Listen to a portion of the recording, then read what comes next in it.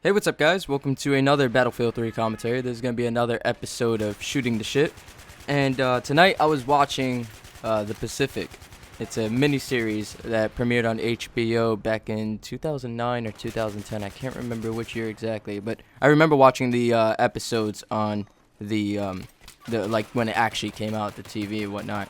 I saw Band of Brothers like a few months before that, so I was damned if I was going to miss The Pacific.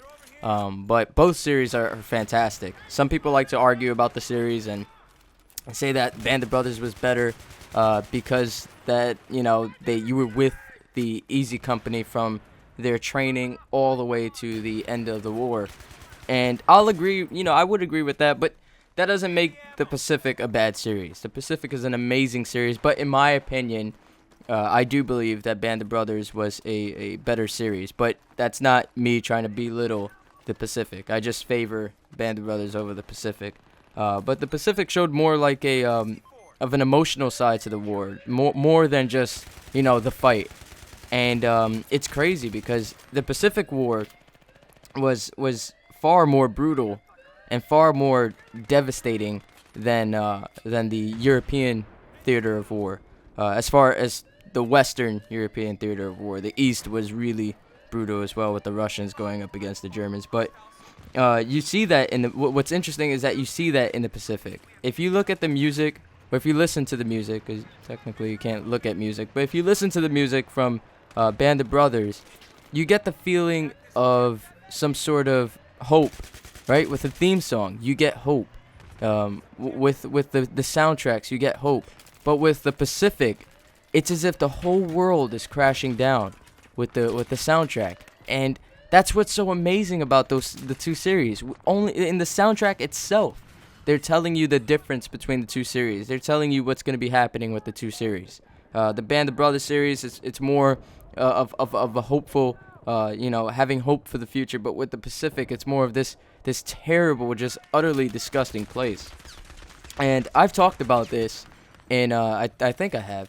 It was either on a commentary or I was talking with somebody about this a while ago, that you can just look at the differences in the theaters of war. And I'm not trying to say that, the guys who fought in one theater of war had a far worse time than the guys who fought in another theater of war. Every theater of war had to be hell. From the stories that I've heard, the guys recalling their history and their events and everything that happened, it without a doubt they went through hell and back, and each and every one of those men deserved nothing but the rest of their lives in peace, the rest of their lives just to be happy. But when you look at the numbers, it really does show. Like at one point, over 300,000 Germans surrendered, and there was a lot of German surrenders in the European theater of war. But when you look at the Pacific theater of war, they'd rather run up against a tank with a sword in their hands than surrender. And I'm referring to the Japs, of course. And that's just something that shows you the commitment to the fight. And that right there shows you how tough of a fight it's going to be. When a guy, I don't know about you, but if any guy who runs at a tank with a sword, definitely one crazy motherfucker. He's either incredibly brave. I'm having speech. Incredibly, there we go. Incredibly brave, or incredibly stupid, or both at the same time. But it's just it was crazy. And the one part that I like the most in the Pacific was when Robert is about to ask out Vieira. Like he comes back before the war. She he tells her that he's joining the Marines, and then after he comes back and he's in his Marine uniform and he's about to ask her out, she says that she has a date tonight, and the date shows up and it's this guy in an army uniform, and he comes around and Robert greets him and says he asks him where do you serve, where did you serve, and by that of course he meant the war. And the army soldier tells him, I just graduated, and he's a lieutenant. He just graduated from West Point, I believe he said. And Robert tells him, well, too bad you missed the whole show. And in my mind, I just automatically thought, it's going to suck for this guy in the army. Not because of what's happening here, but he graduated from West Point. as a lieutenant. So he's obviously trying to make a career out of this. It's gonna suck for him because 5 years down the line, out pops another war. You know, the Korean War. So it's kind of like, just imagine yourself all jolly because you don't have to fight in World War II. And I'm not trying to say, you know, he's like a punk or anything like that. No, not at all. But just imagine the bummer of this story when you're all jolly hopping down, you graduate, you're like, yes, you know, I'm in the military, I'm gonna make a career out of it, and I don't have to fight in World War II. And then 5 years later, they're like, well, you know, you didn't have to fight in World War II, but there's the Koreans, go fight them. it's like, wow, man, you dodge one bullet just to get shot at again. And that right there, I chuckled in my mind, you know. And I always have to like put a disclaimer because there's gonna be some idiot out there. Oh, you're laughing at war? It's like people, you know, some people just go on YouTube and they watch every single video with the incredibly large stick up their ass. And I feel bad for them. You know, I don't even know how they sit in the chair. I picture these people standing up watching YouTube videos with the stick up their ass, and they have to like slouch over just to watch a video. But anyways, last night I was playing some Battlefield 3 on my server, and I had some incredibly awesome teammates. These were the teammates that not only could communicate, because usually when I'm on my server or any server at that, I stay in the squad chat, because the team chat, especially if there's a lot of people with mics, the team chat could just be a huge clusterfuck of everybody trying to wear the general cap, as I like to call it, because everybody likes to try to throw out their own orders, you know. And when just like 12 people throwing out their own orders, they're gonna follow their own orders. So it's like 12 people playing the game in completely different ways, completely out of sync, and the team just falls apart, and one guy gets mad at another person, and then, my god, the insults start coming in, and it's just this huge clusterfuck of everybody talking at once in team chat. That's how I picture it. But last night I went into team chat, and it was on my server, so of course 9 out of 10 of these guys were fans from YouTube and whatnot, and that was fantastic. These guys were communicating very well, and not only that, but we had a lot of laughs in the chat as well, because these guys were being very social and everything like that. And if you ever get into a game with me, don't, you know, look at me as like some sort of god. I'm just another gamer like you. I just want to play the game and get to the objective and kill as many motherfuckers on my way doing there.